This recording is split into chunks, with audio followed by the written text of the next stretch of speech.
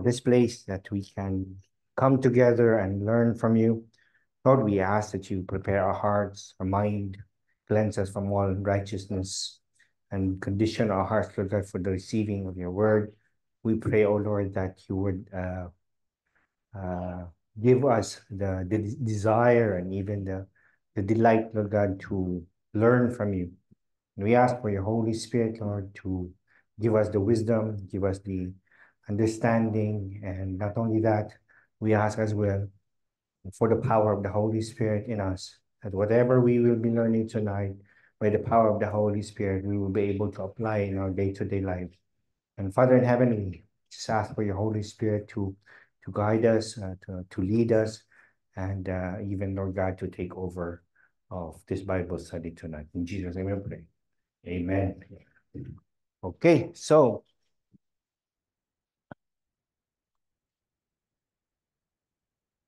click ko lang.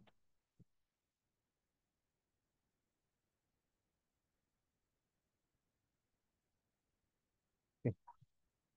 So, nasa chapter 10 na po tayo ng Acts for the past 2 years since Acts 1. Kasi more than 2 years. Kasi ang ginagawa natin, like we study verse by verse. So hopefully marami tayong nakuhang lessons of how it was in the beginning, yung first century church. Ito yung model church, no? Ito yung unang church. So as we remember sa last na topic natin or sa last few weeks natin, starting even sa time ng persecution ng church. So, unang lumabas sa Jerusalem or sa Israel, sa Jerusalem, si Philip, and then he started preaching to the Samaritans, and then si Peter, and then si Paul. Now we are back with Peter na he's going to preach to Cornelius. So, sa chapter 10 lang, sino po makapagbigay ng very short summary from verses 1 to 43? Ah. Very short summary lang. Para we can pick up from there. No. So in your own words. So ano po nangyari? Oh, okay. Ha? Oh, summary lang. Kung nasaan na tayo from verse 1. Oh, my notes. Oh. Yeah. Salvation is available everywhere to anyone who believes, and salvation is found nowhere else but in Jesus Christ alone. Yan yung conclusion, yun yung lesson. Pero yung summary, what happened sa chapter 10? Oh. Meron din, kumpleto. Pero parang mahaba yan. Matatapos tayo. Very short na lang. Summary from verse 1 all the way to verse 43. Ha? Okay? Tama yun? Vision ni Cornelius. Tapos, so yung vision ni Peter and Cornelius, ano yun? Ano yung ginagawa ng Panginoon doon? The Lord is preparing them, no? For the receiving of God's word. Galing, may mga notes pa. Ha? Oo nga eh. So, ang start, ang Panginoon magbigay ng vision kay Cornelius, and then at the same time kay Peter then. So the Lord was preparing both of them. The Lord was preparing the receiver and the proclaimer or the preacher or the sharer of God's word. So prepare niya yung dalawa, and then Cornelius was a centurion, so there were like 100 people under him, mga Roman soldiers. So he was commanded by the Holy Spirit na magpadala sa Joppa, ipakuha si Peter. And at the same time, tamang-tama, while yung dalawang taon niya, three, right? Na pumunta doon. So it was 2 days. Pagdating nila, just at very moment na natapos yung vision ni Peter at bumaba siya, na nandun na yung dalawa. And then the next day, pumunta sila. So they stayed there, which was yung details doon, napakaganda kasi Peter being a Jew, grew up na they treating Gentiles as unclean. However, pinatulog niya for 1 day doon sa bahay ni Simon the Tanner, who is also considered to be unclean. So, makikita natin doon. So, from there, pumunta si Peter, and he reached back sa lugar ni Cornelius, which was Caesarea Maritima, right? So, pagdating doon, so nag-usap pa lang sa before he even went in, so nag-usap na sila at sinabi ni Cornelius na we are here gathered, marami silang gathered to listen, to hear what the Lord has commanded you, everything that the Lord has commanded you to tell us. And then, after noon, then Peter started preaching. Diba? He started preaching, I think, from verse 34. He started preaching. Then, we will pick up ngayon, 34 to 43. Then, we will pick up ngayon from verse 44. So, ang context is this. There is neither Jew nor Greek. There is neither slave nor free man. There is no male and female. For you are all one in Christ Jesus. So ano yung ginagawa ng Panginoon sa pag-spread sa gospel? Peter being the key holder ng people group, mga Jews, tapos inopen na yung salvation sa mga Samaritans, mixed Jews, mga Hellenistic Jews, and then after that, ito na ang Gentile. Tapos pinag-usapan natin, what about yung eunuch? Hindi ba yung Gentile yung eunuch? So the eunuch actually was not considered a Gentile dahil siya ay proselyte. So nag-convert na siya sa Judaism. So si Cornelius, ang unang convert na Gentile. At yan yung pag-usapan natin. Remember, ang context, the Lord is creating a one people. Wala nang division, wala nang Greek, wala nang Jew. We are one in Christ. So yan yung binibreak. Parang, I'm telling you this para maintindihan natin yung details ng yung significance or importance ng verses 44 to 48 kasi apat lang naman yun eh. So ibig sabihin, in 10 minutes tapos na tayo. So kaya kailangan pa natin ng mag-testimony. Okay, so background. So let's begin dito sa 34. So I'm opening his mouth to Peter. Di ba? Sinabi ni Cornelius, we are gathered here because we want to hear what the Lord wants us to know or to hear about through you. So I'm opening his mouth. Peter said, I most truly comprehend now that God is not one to show partiality. So naintindihan na niya na okay, so walang favoritism para si Lord, no? But in every nation, the one who fears him and does righteousness is welcome to him. So he's speaking about Cornelius na Gentile, pero ino-offer sa kanya ang salvation.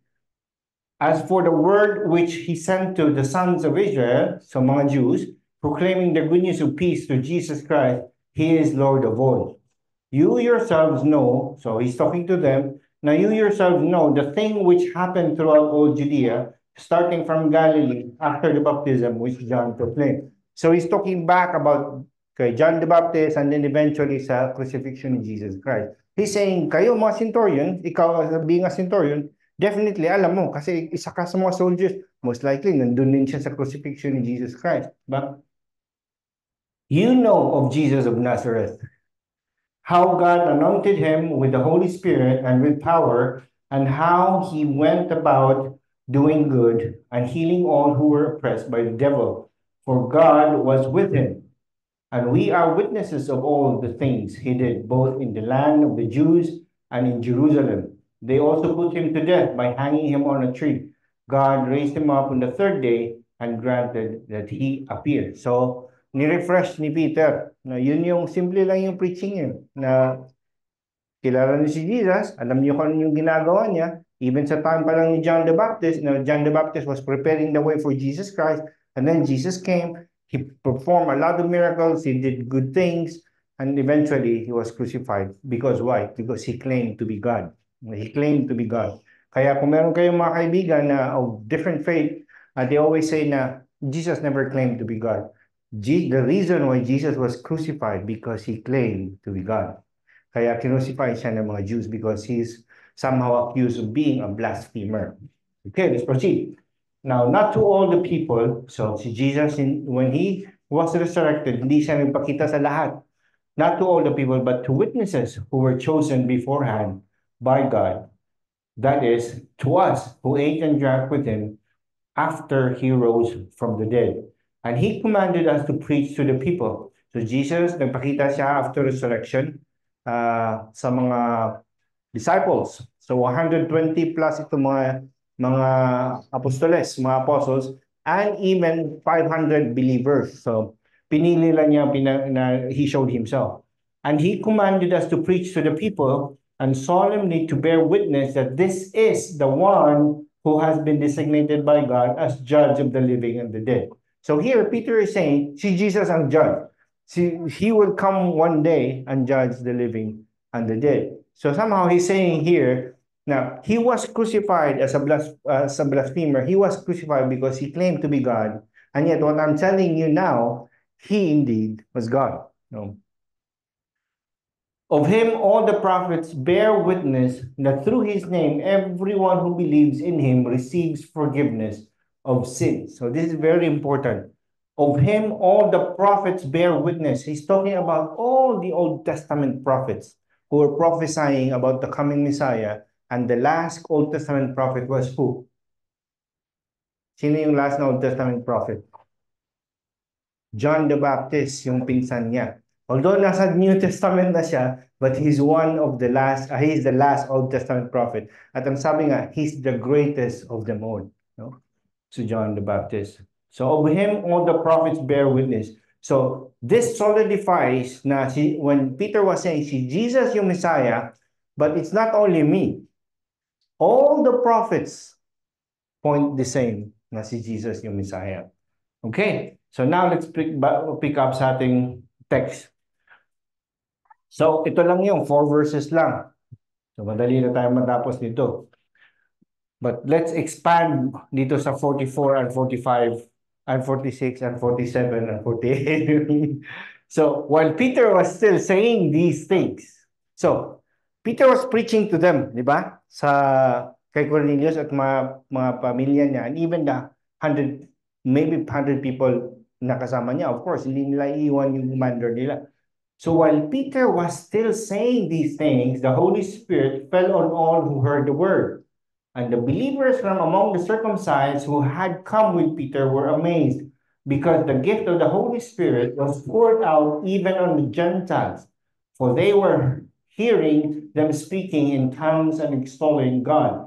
Then Peter declared, can anyone withhold water for baptizing these people who have received the Holy Spirit just as we have? And he commanded them to be baptized in the name of Jesus Christ. Then he asked him to remain for some days. So yun lang, very straightforward. So, clear naman, no? Okay, closing prayer po. As usual, let's expound the verse, the word. So, at this point, no, conclusion na, diba? We concluded sa verses 1 to 43, na ito yun. In personal redemption, God chooses and prepares both the receiver and the messenger. When God, nagsiset up siya ng meet up for someone to be saved, he prepares the messenger, he prepares the receiver. God ordains the divine time for salvation, so there's a specific time.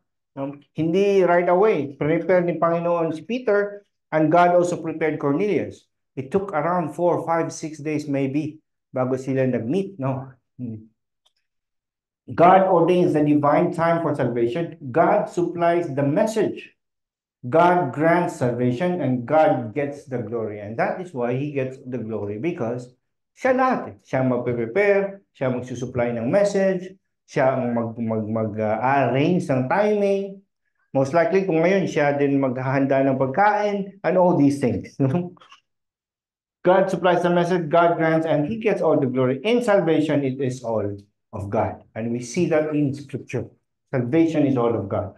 Now, the first two things in salvation are God's sovereign call. So kasama dito sa call ng Panginoon, hindi lang yung divine call or gospel call, but the whole process of preparing Peter, the whole process of preparing Cornelius to this very call, na ang gospel call external, and then the Lord will work internally, which is called effectual call.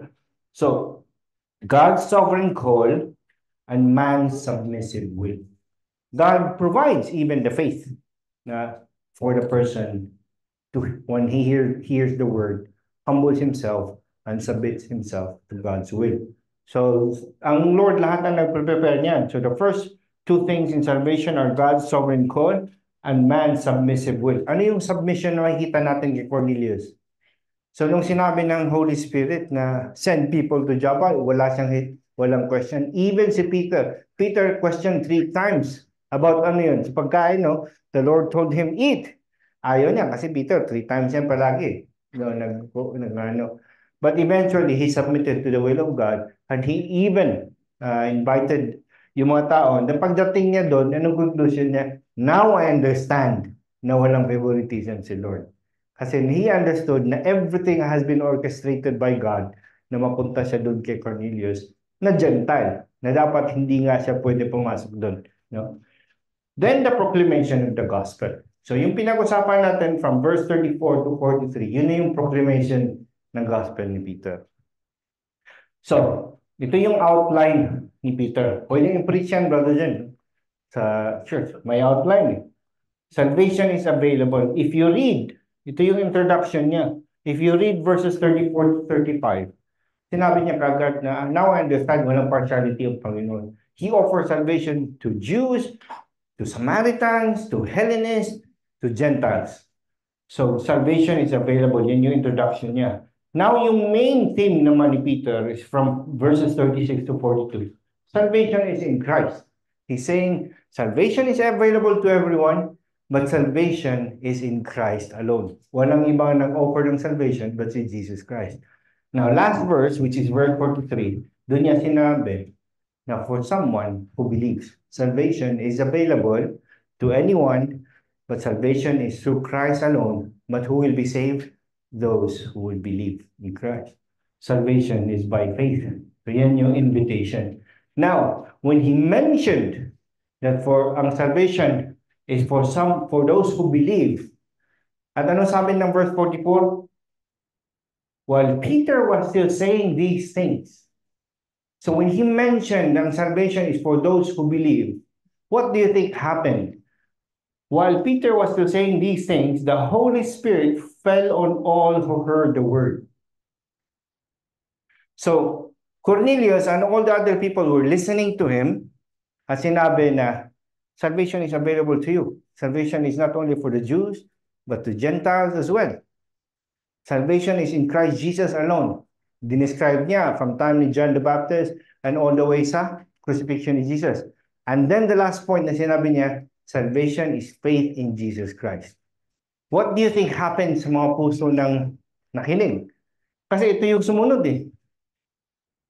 In the next sentence, while Peter was still saying these things, ano yung these things? Yung gospel. The Holy Spirit fell on all who heard the word. So while Peter was still saying these things, Acts 11:15, it says, ito yung nag-report si Peter about this scenario. No? Kasi pagkatapos nito, Peter went to Jerusalem at nireport niya sa mga disciples, mga apostles, na, hey, hindi lang sa atin yung salvation, hindi lang sa Samaritan, but dun din sa mga Gentiles, nireport niya. Sa Acts 11:15, it said, ito yung sinabi niya, as I began to speak, the Holy Spirit fell on them just as on us at the beginning. So, nagsa-start pa lang siya, di ba? Sin-explain pa lang niya yung salvation is available. Hindi pa siya nakaabot dun sa God's law and God's Son. Pero na-save na kagad yung mga di ba? The Holy Spirit fell on him. While Peter was speaking, proclamation of the gospel by faith. So ito yung Acts 10:43. So there is God's sovereign will in preparing the receiver and the preacher and the messenger. And what else? There's a submission. When God prepares, all of a sudden, the person na piniprepare ng Panginoon na noon ay hostile sa gospel o tulad ko noon na ay kinakantsawan ko yung mga born again, mga praise the Lord kayo, at umiinom ako. But the moment na the Lord works in your heart, magbago yung desire. No, na there's now a desire to hear what the Lord has to say. So that's the preparation, and there's the submissive will. And then eventually there's the proclamation of the gospel. Sovereign call, submissive will, and then the proclamation of the gospel. So God prepared their hearts already. Bakit ang bilis? While Peter was still preaching, ay bumaba na yung Holy Spirit sa kanila. Because they were already worked on by the Lord. Kaya it's very important for us to be sensitive if you want to share the gospel. Pray that the Lord is preparing you and preparing the person. Huwag magmamadali. Kasi pag nagmamadali ka, if you're insensitive, rejection lang ang aabutin mo. And then 3,000 were saved by God's preparation. Remember, yung unang preaching ni Peter ng Pentecost, ilan yung na-save? 3,000 in one day. Why? Because the Lord already worked on the hearts of those people to hear. Naalala niyo sa Pentecost yun, di ba? Na before the Lord went back to heaven, sabi niya, stay in Jerusalem. Do nothing, sit back, relax, enjoy. Huwag kayong gagawa ng kung ano-ano and wait for the Holy Spirit to come. When the Holy Spirit came at Pentecost, they spoke in different tongues.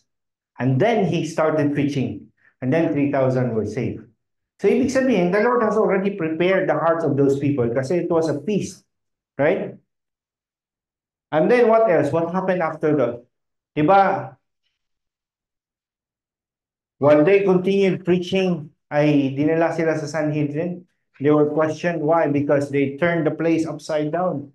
Nagkaroon ng gulo, ng commotion. Yung mga followers ng mga religious leaders, many of them are sumunod na sa mga disciples. So eventually, si John and si Peter, it was John and Peter, right? Na nandun sa Sanhedrin. And what did Peter do? Nag-preach din siya sa Sanhedrin. Alam po natin yung Sanhedrin. Naalala natin yung Sanhedrin. Ano nga yung Sanhedrin? Kapitbahay ni Santa Claus.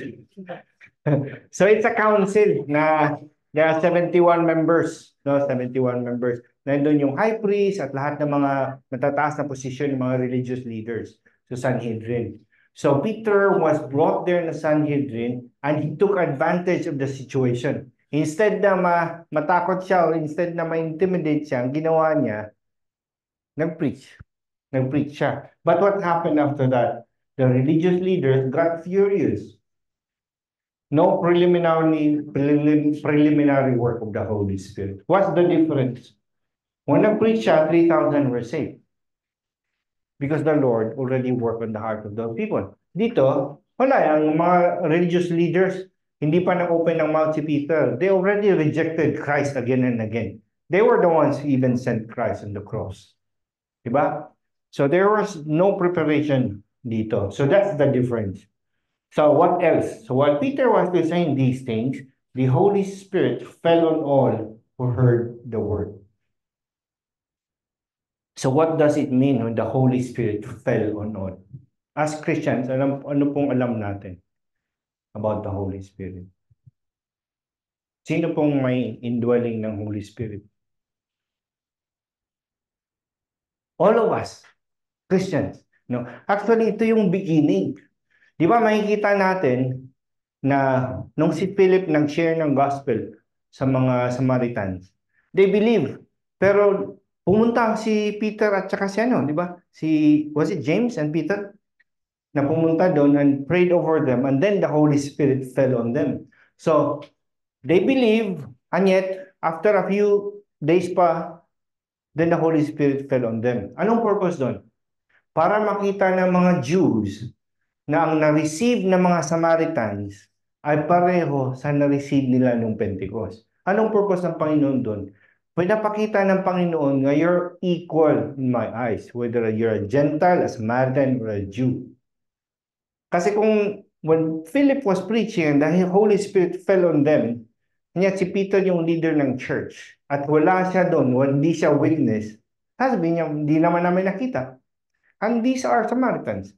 But it was God's intention na pumunta muna si Peter and laid over them, prayed over them.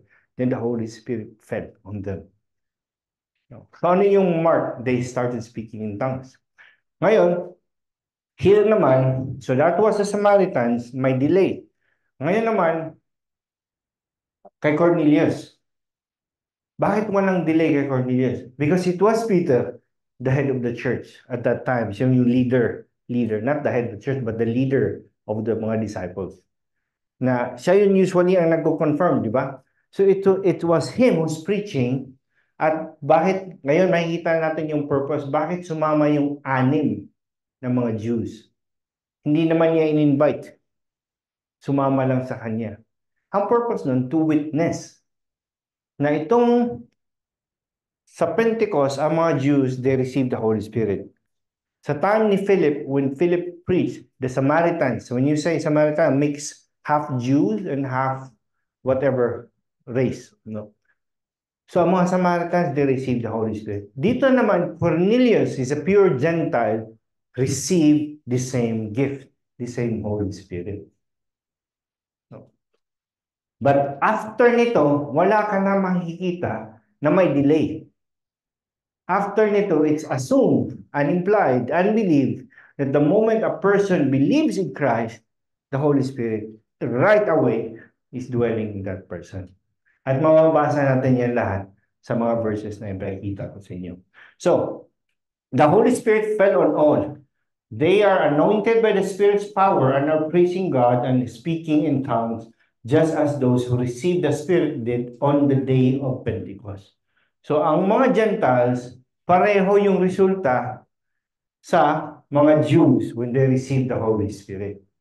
So, it just goes to show na you're all equal in God's eyes. Walang super Christians. Mga star, may mga mega star, mga superstar, pero ang Christians equal. We're all equal in the eyes of God. Meron lang tayong structure sa church for order. But at the end of the day, yung pinakabagong Kristiyano at yung pinaka-head na pastor are all the same in God's eyes. Pareho lang. We have the same spirit, no? They received the Holy Spirit too, yung Gentiles. Jews and Gentiles are equal and one in Christ. We drink to one spirit. So we are one in Christ as a church. God gives His Holy Spirit to believers. Now, this is very important. God gives His Holy Spirit to believers only. Faith is the only qualification to receive the Holy Spirit. Faith, the moment you believe, the Holy Spirit is already there, dwelling in you. Walang ibang requirement. Hindi mo kailangan mag-push up, hindi mo kailangan mag-sit up, it's the requirement is only faith. The moment you believe, the Holy Spirit dwells. So, ito yung from this instant, lahat ng mga believers immediately is indwelt by the Holy Spirit. You might not know it the moment you believe in Christ, but ang sabi nga, you are being changed gradually, 1 degree to another into the likeness of Christ. Nung una, love mo pa yung sin. Slowly, you begin to hate sin because iba na yung puso mo. No? But you will not see that right away because wala ka naman nakikita ngayon na they're speaking in tongues. No? Some claim, but I'm sure they're fake. Na wala naman because iba ang manifestation. Ito, sinadya lang ito ng Panginoon to show to the Jews na mga leaders at that time na you receive the same spirit, you're all equal. After nun, wala na. What else? So God gives His Holy Spirit to believers. So if you believe you're a Christian, you are indwelt by the Holy Spirit. The Holy Spirit is dwelling in you. Imagine, God the Holy Spirit is dwelling in you. So, 2 things. It excites and it feels flattering na God the Holy Spirit is dwelling in us. And also what? It's fearful, nakakatakot. Because you know, mag-isa ka kung ano yung ginagawa mo, you know na ang Holy Spirit is dwelling in you and knows what you're doing. And knows even what you're thinking, not lang doing. No?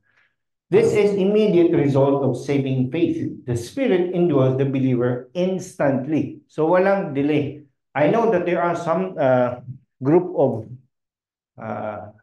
believers na they believe na the moment ang isang tao ay born again, ay naging Kristiyano, ay kailangan pa niyang gumawa ng something to receive the Holy Spirit. Kaya may iba tinatawag nila baptism of the Holy Spirit, iba, no? And infilling of the Holy Spirit, iba. But I don't see that in Scripture. Ang makikita na sa Scripture, right away. The moment a person is born again, right away. Imagine na lang yung criminal, yung thief on the cross. Wala namang delay yun, no? Immediate, no? The believer can then delight in the Lord and obey His commands only by the power of the Holy Spirit. Ibig sabihin, for a person who hates Christ, who hates the gospel, at pag nag-work yung Panginoon sa puso niya, and then he believes because of the faith that God supplies, and after hearing the message and after being prepared, at that very moment, nagbago yung desire ng tao. The believer can then delight instead of you hate the word of God, now delighting. Ano yung delight? Intense pleasure, heightened pleasure. Ibig sabihin, gustong-gusto mo na yung word of God. Delight in the Lord, not just in the word of God, but the Lord Himself. And obey His commands only by the power of the Holy Spirit. So a Christian can only obey, truly obey God because of the work of the Holy Spirit. Ezekiel 36:26-27. Hindi ko to pinili kasi alis na si Ezekiel. But this talks about the operation that the Lord does sa puso ng isang tao o sa isang tao internally when the person believes in Christ. No? Moreover, I will give you a new heart and put a new spirit within you, and I will remove the heart of stone from your flesh and give you a heart of flesh. So this is instant na gagawin ng Panginoon the moment a person believes or even believes. Kasi uunahin ng Panginoon, bibigyan ka ng living spirit. Bakit kailangan tayong bigyan ng bagong spirit? Because the Bible says we are dead in sin. Buhay tayo, maybe malaki yung muscles natin, but if you don't have Christ, you are spiritually dead. Kaya the Lord has to give you a new spirit and a new heart na flesh. Tatanggalin yung pusong bato na whatever preachings or sharing of the gospel ay walang effect kasi bato. Now this heart has to be removed by God and it will be replaced with a heart of flesh na sensitive sa word ng Panginoon. A heart of flesh na iba yung desire. Noon, yung desire mo is to sin because that's the sinful nature ng tao. But this time, your desire is to obey the Lord. I will put my spirit, give you a new heart. I will put my spirit, that is capital S, that's the Holy Spirit, within you and cause you to walk in my statutes, and you will be careful to do my judgment. Or you will be careful to do my will. So nakikita natin, the Lord will give you a living spirit, a new heart, and then He puts His own spirit so that we are empowered to obey. Now, if you're obeying God, that is the work of the Holy Spirit within you.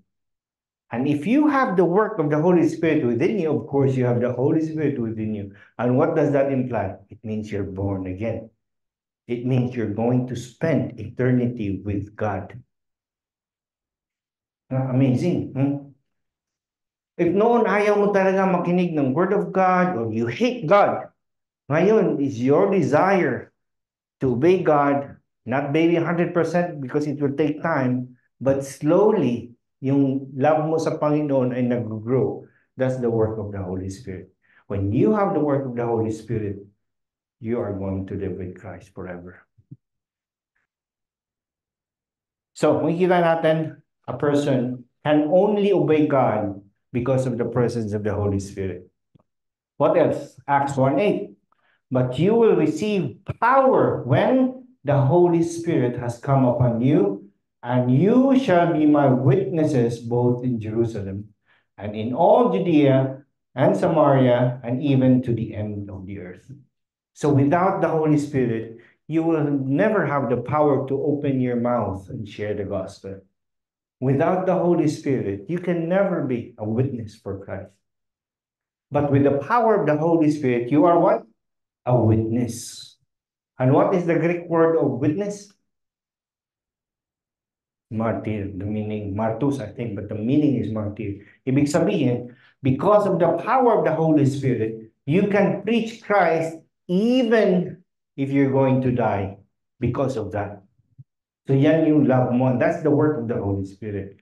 So here, makikita natin, that's an Old Testament verse, and this is a New Testament verse. They're saying the same thing. Without the Holy Spirit, there's nothing you can do. But with the Holy Spirit, you can please God, you can obey God. John 14, 16 to 17. So what I'm trying to tell you is, sila, Cornelius, and all the other around 120 people received the Holy Spirit, and from that moment, they are also empowered by the Holy Spirit, and they're slowly being changed by God, and they will start to obey the Lord. No? John 14, 16 to 17. And I will ask the Father, and he will give you another advocate. So Jesus is saying, I will ask the Father, and he will give you another comforter or another advocate, that he may be with you forever. Who is this advocate? The Holy Spirit. So the Holy Spirit will be with you forever. The Spirit of truth, whom the world cannot receive because it does not see him or know him. You know him because he abides with you and will be in you. Why will be? Kasi hindi pa man nakapunta, di ba? And buhay pa si Jesus. The Holy Spirit came 50 days after Jesus died, Pentecost. And that is 10 days after Jesus went back to heaven. Kasi he stayed 40 days. Ngayon, alam niyo na bakit 40 days yung, 40 days. Sinunod niyan sa Biblia. Pero it was for Jesus, not for any of us. No? So, 40 days. Ang tawag ng bro dyan? Padasal? Yung ano, no? So, 40 days Jesus stayed after he resurrected, after nung death niya, nag-resurrect siya. And he stayed 40 days and he continued teaching the people. And after that, when he ascended back to heaven, 10 days later, the Holy Spirit came. No? The advocate. Now here, wala pa. Kaya sabi, you know him because he abides with you and will be in you. So at this time, yung advocate was Jesus Christ. But he's saying, I will ask the Father to send another comforter or another advocate. Now Jesus in heaven, and who's with us? The Holy Spirit. Not just with us, but in us. John 7:37, 39. Now on the last day, the great day of the feast, Jesus stood and cried out, saying, if anyone is thirsty, let him come to me and drink.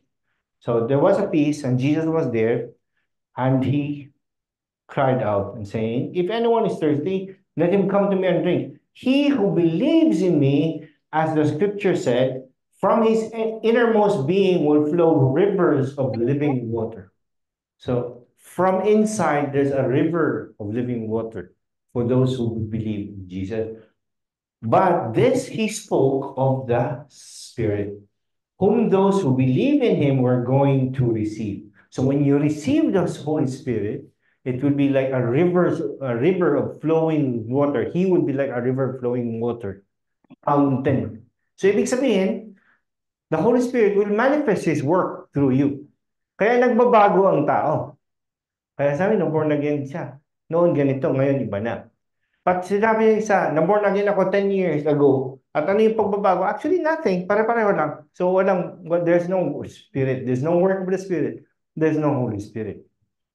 But here, it says, believe in Him, we're going to receive. It will be like a rivers of living water. It gives life. For the Spirit was not yet given because Jesus was not yet glorified. So, both verses. Here, makikita natin, na sinabi ni Jesus, you will receive the Holy Spirit when the Holy Spirit comes. And the Holy Spirit will manifest His work through you. So may effect ang indwelling ng Holy Spirit.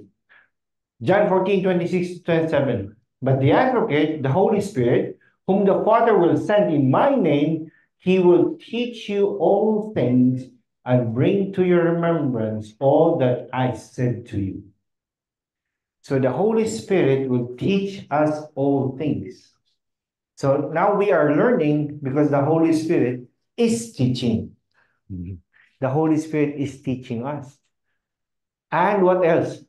Remind us or bring to your remembrance all that Jesus said to you, to them. So, kaya importante, we read the Bible and the Holy Spirit, in times of need, definitely the Holy Spirit will bring verses to your remembrance applicable to the situation. The Holy Spirit will teach us all things. Peace I leave with you, my peace I give to you. Not as the world gives, do I give to you. Do not let your heart be troubled, nor let it be fearful. What else? Romans 8. What's the color of the ball? Where did you get it? So nasa verse 45, 44 pa lang tayo, no? 44, 45. Blue ball. Blue. Can I say 44. blue? Don't worry. So may tatlo na lang. Pero may mga 10 verses pa to prove to you about the Holy Spirit. Na. Romans 8:9. However, you are not in the flesh, but in the Spirit. So as born again believers, as followers of Christ, anong tawag sa atin? We are in the Spirit. We are in the Spirit. If indeed the Spirit of God dwells in you. So you're only a believer, you are called in the Spirit, if the Spirit of God dwells in you. But if anyone does not have the Spirit of Christ, he does not belong to him. It's very clear. Only those born again believers, only those who believe in Christ, na indwelt ng Holy Spirit, belong to Christ. Nakakatakot, meron tayong mga family members na hindi Kristiyano. And the Bible says if they are unbelievers, they don't have the Holy Spirit. They don't belong to Christ. When they die, you know where they're going. Not to be with Christ. Somewhere else. And that is hell. Kaya it's very important that we understand the gospel and we master sharing the gospel. Not for us, because we are saved. We have the Holy Spirit, but for others, our families, our friends, our colleagues. 1 Corinthians 6:19-20, it says, What did you get this time? Oh, that's a blue ball. You get the blue ball. Other translation says, your body is a temple of Spirit who is in you, whom you have from God, and that you are not your own. Nice. You have the Holy Spirit from God, and our body is the temple of the Holy Spirit. That is why, ang taong naging born again ay slowly, yung mga vices niya ay mawawala. Like me, I used to smoke like almost 2 packs a day. Alam mo, half lang, no? Almost 2 packs a day dahil sa stress sa trabaho. But there was one night, I don't know if you believe me or not, but there was one night na I really prayed so hard sa Panginoon. I was literally crying on the corner. And of course, I was drunk. I was praying and asking, Lord, if you are really there, remove this smoking from me. Right, so the next morning, of course, first thing in the morning, maninigarilyo ka agad. Hindi ba? Yung mga dati naninigarilyo, sigarilyo. And the first puff, it's like parang something for my throat. So, tinapon ko, tapos nagkakape. Yung halfway na yung kape, nagsindi uli ako. Same thing happened. And then, yung uncle ko lumabas, nanigarilyo rin siya. Mga from here, dyan sa court. Yung sigarilyo, irritating my nose. And that was around 2007. And that was the last time I smoked. And walang withdrawal, there was, di ba, may withdrawal. Oh, blue ball. Blue, takes it blue? That was God's work. So, just, hindi naman lahat na ganun, but that was one of the experience na I can say that the Lord is really great. So our body is a temple of the Holy Spirit. Slowly, nawawala yung mga Who's calling me? Spices, kasi kung temple yan ng Holy Spirit, temple yan ni Lord, lilinisin yan. No? Jude 19, Jude 1:19, isang chapter lang naman yung Jude. These are the ones who cause divisions, worldly minded, not having the Spirit. So this verse is talking about unbelievers. These are the worldly What minded. did I do? These are the ones who cause divisions, not having the Spirit. So I'm just showing the opposite of having the Spirit. No. Okay, now next verse, 45. So isang verse pa lang, Don't worry, madali na lang to. Acts 10:45. And the believers from among the circumcised who had come with Peter were amazed. So sino to, mga believers na kasama ni Peter? Because the gift of the Holy Spirit was poured out even on the Gentiles. Believers from among the circumcised were amazed.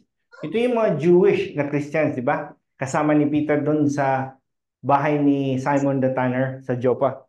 Nung sinabi na punta ka na sa Caesarea Maritima for Cornelius, puntahan mo si Cornelius, sumama yung 6 na mga Jews, mga Christians. So they were the Jewish Christians. 6 Jewish believers, makikita natin yan sa Acts 11:2 na 6 sila. So it is difficult for strict Jews who have not seen Peter's vision to realize that God does not show favoritism in his offer of salvation. And that is why they were amazed. They were not expecting na yung na-receive nila ay ganun din ang ma-receive ng mga Gentiles. See, makikita natin how the Lord works. Hindi naman sinabi na ni Peter na sumama kayo. But it was God who prompted them to go as witnesses. Na hindi, kasi pag baka si Peter lang, sasabihin ni Peter na i-glorify niya, i-raise niya yung sarili niya na even the Gentiles believe. Eh walang witness na Jews. Here, may 6 na witnesses. And they were amazed because the gift of the Holy Spirit was poured out even on the Gentiles. Even on the Gentiles, anticipated in the conversion of the Samaritans, ito yung time ni Philip. No? And the Ethiopian eunuch, Philip pa rin, ang nag-share.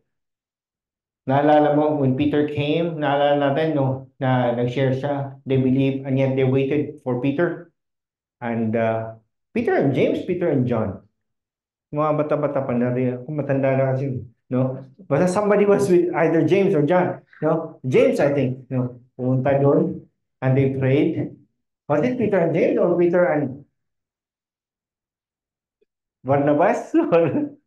Basta, pumunta doon si Peter, hanapin nyo na lang. Wala naman tayong quiz ngayon eh. So anticipated in the conversion. So he came and preached and prayed over them, and then the Holy Spirit fell. No? And then the inclusion of the uncircumcised Gentiles by the Spirit through faith in Jesus marks a new phase in the expansion of God's church to embrace all the nations. So,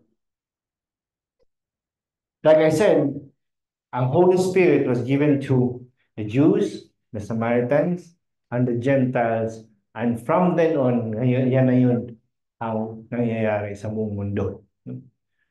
Gentiles and Jews received one and the same Holy Spirit. We're receiving the same Holy Spirit. All Christians are equal, all indwelt by the same Holy Spirit. So all Christians, we're all equal. Hindi pwedeng sabihin na mas filled ako sa Holy Spirit, ikaw hindi. Hindi mo naman mahahati ang Spirit because the Spirit is a person. When the Holy Spirit indwells, He indwells fully. But when we say hindi siya filled, we're talking about obedience. Infilling of the Holy Spirit is obeying the Holy Spirit. It means you're full of the Spirit, kaya you're obeying kung ano yung conviction. That's something else. Now, this has become the pattern of conversion since then. So every Christian who believes, Holy Spirit is indwelling in the person. Okay, speaking in tongues. 46 na, bilis na no? So, lapit na lang, 2 na lang. Kasi ang very important doon pagka maintindihan natin yung indwelling ng Holy Spirit. So, for they were hearing them speaking in tongues. So, yung anim na mga circumcised Jews, circumcised Christians, when you say circumcised, medyo legalistic yan, yung mga Jews. So, they were hearing, they were amazed because, bakit? Anong reason? Na saying na ang gift na na-receive nila, na-receive din ng mga Gentiles, anong proof nila? Ito, for they were hearing them speaking in tongues and extolling God. And they were worshiping God. And they were speaking in tongues. Speaking in tongues. Then Peter declared,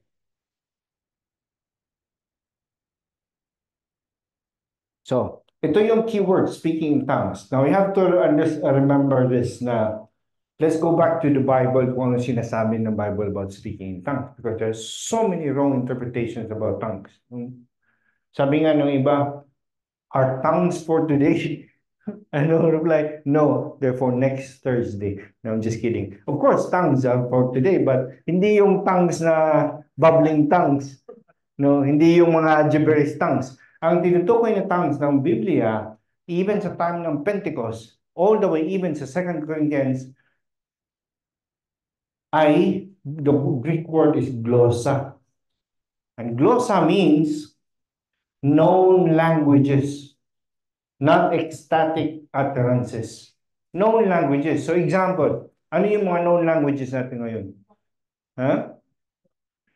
Mga dialects, mga Arabic, or let's say, kung nagbibisaya ako pero ang naririnig niyo, French pala, no? So, at naintindihan niyo. So, what we're saying here is known languages. So, imagine them, ano man sila, mga centurion, tapos of course, yung mga soldiers, what were they by race? Romans, right? They were Romans. Ano kaya yung tongues na sinasabi nila at naintindihan ng mga Jewish Christians? They might have been speaking Aramaic. Kaya namin sila na, di mga Romans too, why are they speaking Aramaic? Or they might be speaking Greek. They might have been speaking Greek. But the point here is ang tongue na sinasabi dyan is known languages. Hindi yung bata-bata, Honda, Toyota. Hindi yun. Yung known languages na sinasabi. No? Known languages, not ecstatic utterances. These languages given by the Spirit were a sign of judgment to the unbelieving Israel. Why? Because pinapakita na now, ang Israel before, they were given everything. Yung Word of God, prophets, and yet they kept it to themselves. Hindi nila shinare. Now, as the church is expanding, this is a sign na the Lord is really working in these people. No? So, pinapakita lang na tapos na yung term nyo. Wala kayong ginawa. You were supposed to be a witness. But wala silang ginawa. They kept the word to themselves. So, it's a judgment to them na parang lagot kayo sa judgment day. You didn't do your part. They also showed that from then on, God's people would come from all nations and mark the transition from Israel to the church. So ngayon, ang church na ang binigyan ng responsibility to preach Christ. So who are the church? We are the church. Tongue speaking occurs only twice more in Acts. Actually, ito lang, mga verses. Acts 10:46 and Acts 19:6. Sa Acts, speaking about tongues. Of course, Acts 2, yung sa Pentecost. But after nun, ito lang. At you'll never find somebody na born again, na individual na nag-speak in tongues. Always a group of people. Because there's always a point there. Na itong group of people now are being accepted in the church. Samaritans, Jews, Samaritans, Gentiles. Group of people. Wala kang makitang isa lang. Kaya nga si Simon yung magician, gusto niyang bilhin yung gift nila. No? In Acts 2:3, wala yung TS. In Acts 2:3, the 120 believers received tongues. So yung Pentecost, di ba? They were waiting for the Holy Spirit sa upper room. And when the Holy Spirit came, and they started speaking in different tongues. Again, the Greek word is glossa, as of fire, tongues as of fire, to miraculously speak in other actual languages they had not spoken in or known before. So, ibig sabihin, the gift of the Holy Spirit, kung tinatawag na yung gift of tongues, is all of a sudden, example, hindi tayo practice ng Mandarin or Japanese language. Ang tawag nun, Nihongo? No. Hindi ka, nothing. You didn't practice nothing. And all of a sudden, you're preaching Japanese. Huh? Ajinomoto. And that's the gift of the Spirit because there's a purpose. May message na i-convey. Kaya sabi nga, kung there's somebody speaking in tongue, somebody has to translate. Kasi anong purpose nung ito, Arabic congregation, ba't ka mag-French? Ito, Filipino congregation, ba't ka mag-Arabic? So if you're speaking in another language, somebody has to translate para ma-convey yung message ng Panginoon. If ganun man. Pero hindi naman ganun eh. See, to prove to you na ang sinasabi ng Acts or the Bible itself, when it mentions the gift of tongue, to prove to you na ang tongues na sinasabi dito ay hindi yung ecstatic babbling or gibberish words, but actual known languages. Tingnan natin yung sa Pentecost, Acts 2, 4-12. So, the Holy Spirit came and they started speaking in tongues. And they were all filled with the Holy Spirit and began to speak with other tongues, as the Spirit was giving them utterance. Now there were Jews living in Jerusalem, devout men from every nation under heaven, and when this sound occurred, so the sound of dumating yung Holy Spirit, the multitude came together. So there were like a lot of people, around 200,000 maybe, because there was a festival, right? Came together and were bewildered because each one of them was hearing them speak in his own language. So may nagpipreach, si Peter and other 120 Christians. And they were speaking in tongues. At yung mga tao doon, iba-iba ang nationality, they're hearing them sa kanilang language. Now, let's say dialect, let's say Bisaya ako. Kahit yung speaker, sa isip niya, nagtatagalog siya, and yet, when I heard him, Bisaya yung sa tinga ko. So that's what this is saying. So they were astounded and marveling, saying, Behold, are not all these who are speaking Galileans? Di ba mga Galileans, no? Ba't iba-iba yung salita nila?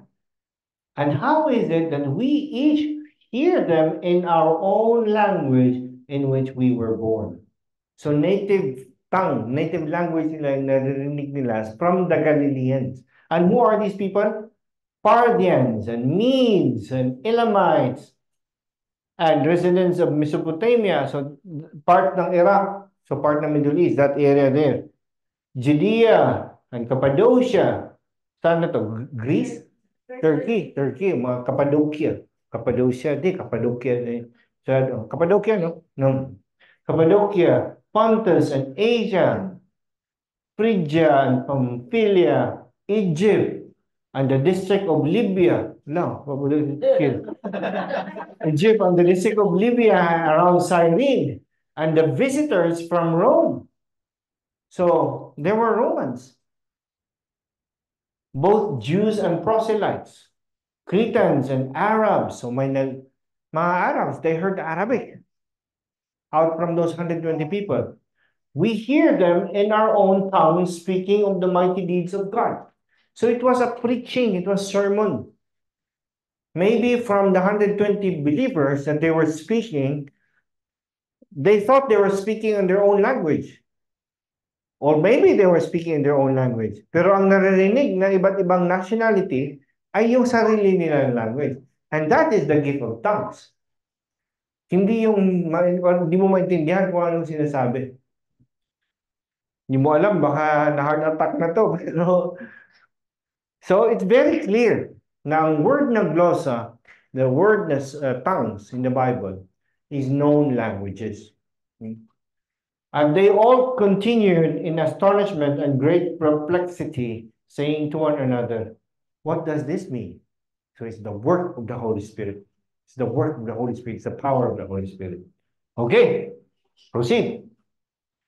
Can anyone withhold water from baptizing these people who have received the Holy Spirit just as we have? So this is water baptism. At makikita natin yung pattern sa New Testament. Whoever believes, water baptism right away. They proclaim right away, I am a follower of Christ, even if they were persecuted back then.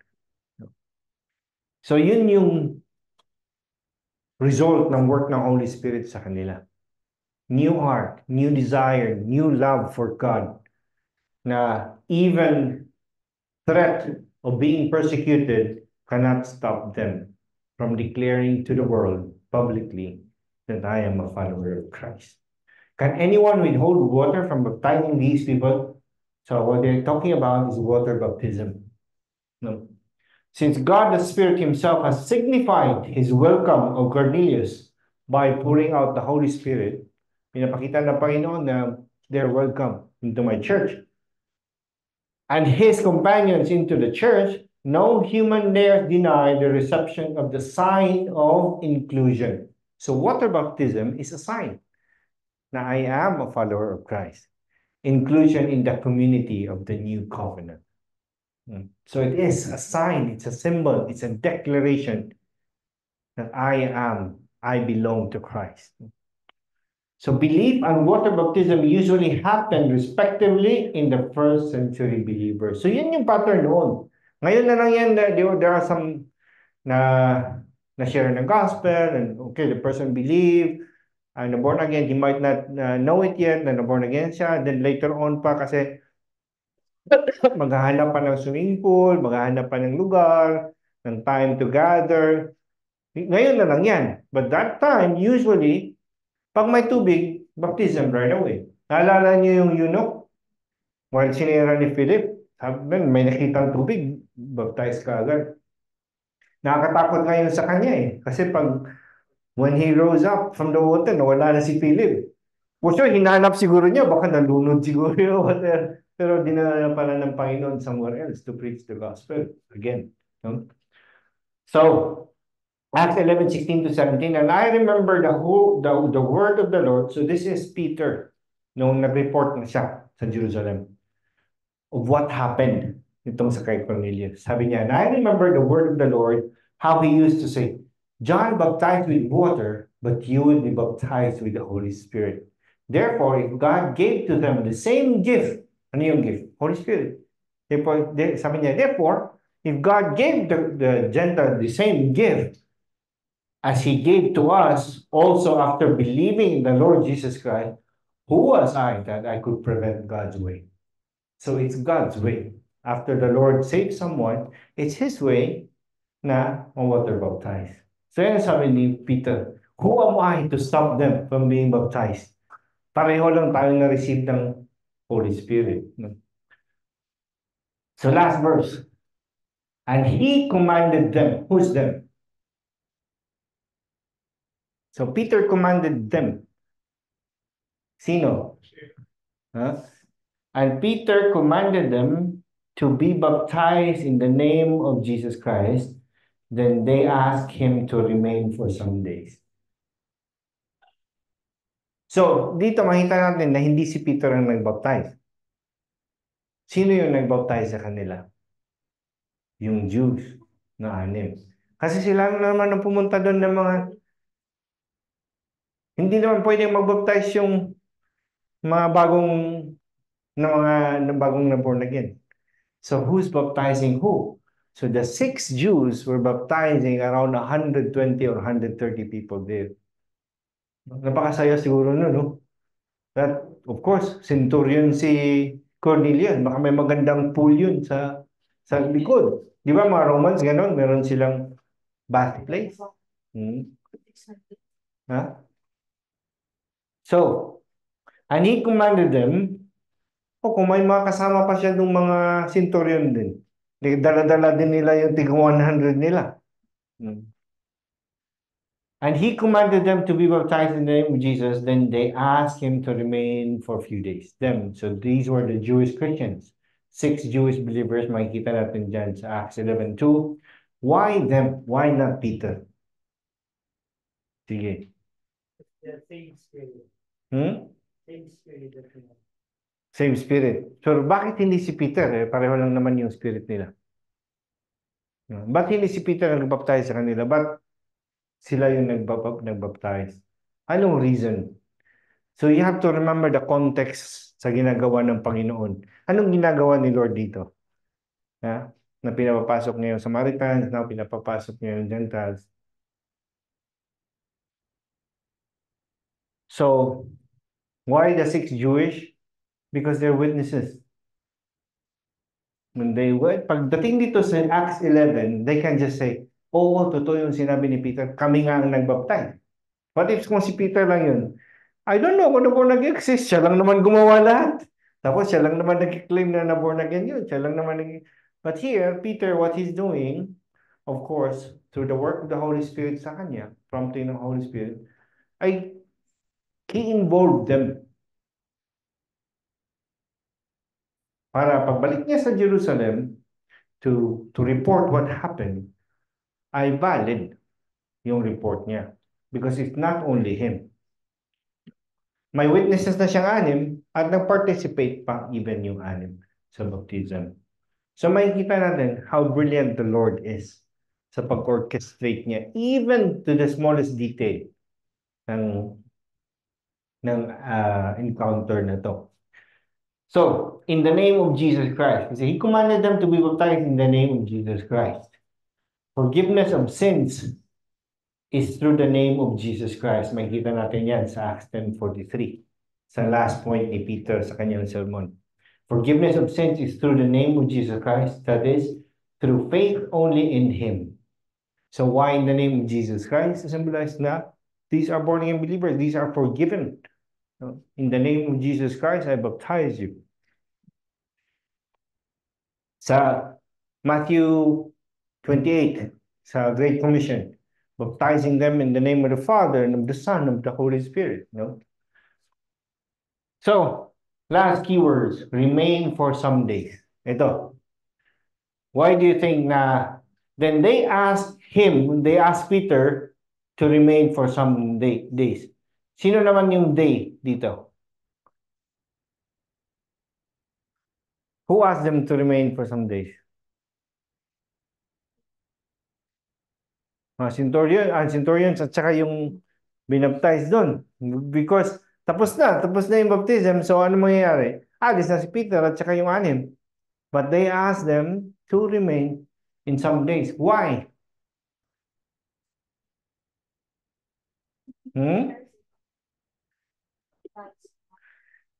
Para bukas na naman, baptize na naman. Ikaw, makasalanan ka. Mga 2 minutes ka dito. No.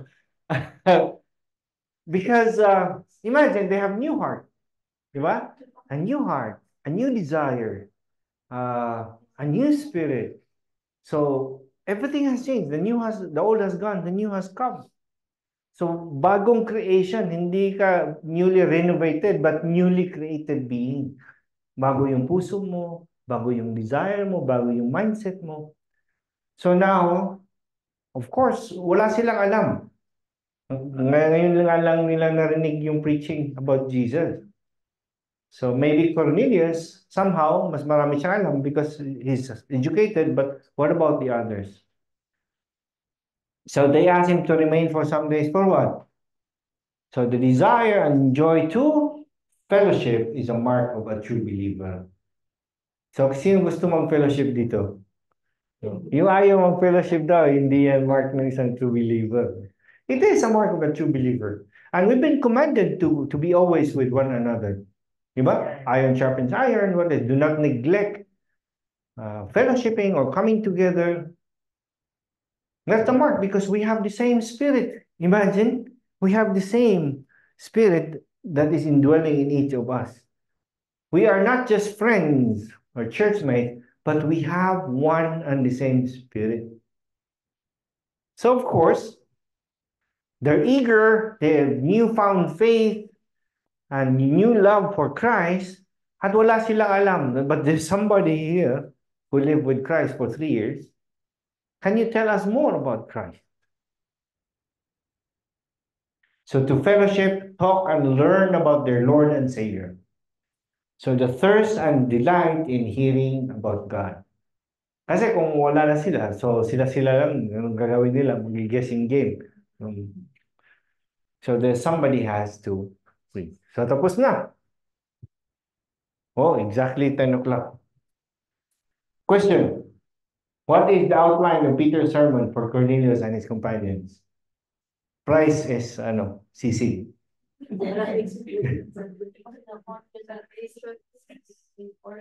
Ha? Yung outline ni Peter sa verses 34 to 43. Ha? So, una?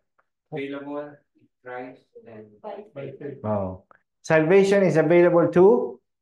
Salvation is available. Then salvation is in Christ and by faith. So, yan. Yan yung outline ni Peter. Pwede na yun na itong ipasa sa ChatGPT. No? Create an outline. Lalabas ka agad. No? Kahit isang verse lang ibigay mo. Lalabas na. Okay, so conclusion.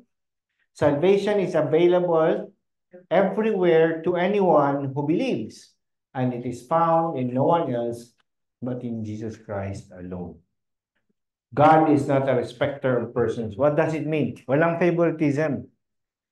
Jew ka man, Gentile ka man, Filipino ka man, whatever, salvation is available. The door has been thrown wide open. Let us share the gospel with anybody and everybody. So, yeah, done and over with. So, yun po. Any questions? Oh, slowly. Si Kier. Si Mayan din. Yung dalawa. Ang magbibigay daw ng price.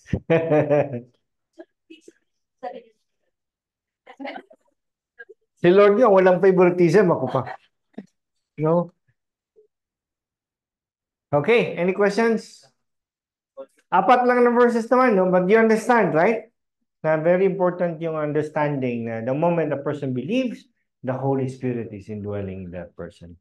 And the Holy Spirit is empowering the person to what? Mainly to be a witness, to preach Christ, and of course, righteousness sa buhay natin. Because we are being changed into the likeness of Christ through the power of the Holy Spirit.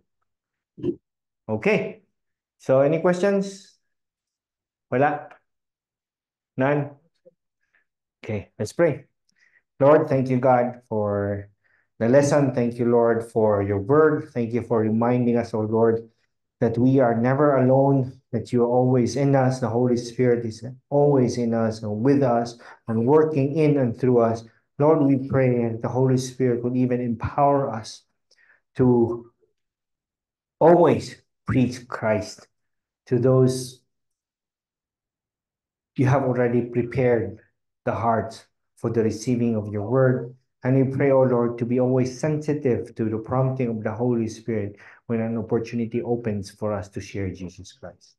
In Jesus' name we pray. Amen. Thank you.